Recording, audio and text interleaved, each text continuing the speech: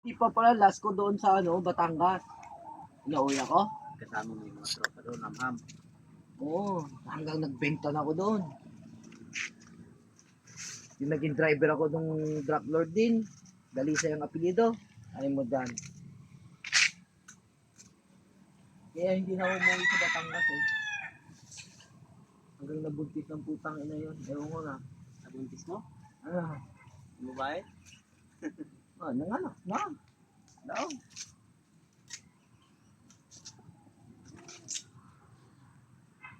Oh, ikaw dinadayo, sabihin mo, hindi mo pinagsawahan. Pag na pinupuntahan ka dyan kay Apple, hindi natutulog.